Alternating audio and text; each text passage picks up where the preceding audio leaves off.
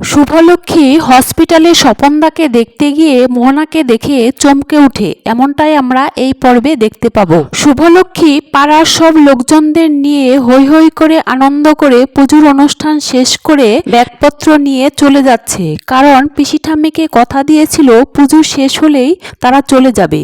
তাই যাওয়ার সময় কমলিকে বলে, পিসি ঠাম্মি কোথায় রে, ওনার তো এখন খুশি হওয়ার কথা, আমরা চলে যাচ্ছি। কমলি তখন পিসি ঠাম্মিকে ডাকে, বড় মা, ও বড় মা, ওনারা চলে যাচ্ছে। পিসি ঠাম্মি তখন ঘর থেকে বেরিয়ে বলে, দাঁড়াও।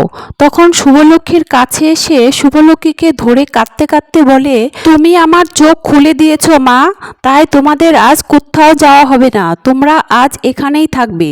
তখন সবাই ভাবে হয়তো পিসি ঠাম্মি শুভলক্ষ্মীর হাতে চাবিটা দিয়ে দেবে। পিসি ঠাম্মি শুভলক্ষ্মীকে বলে, আমি তোমাকে আমার বড় নাতবউ হিসেবে মেনে নিয়েছি, এই নাও। এই বলে শুভলক্ষ্মীর গলায় একটা সোনার হার পরিয়ে দেয়।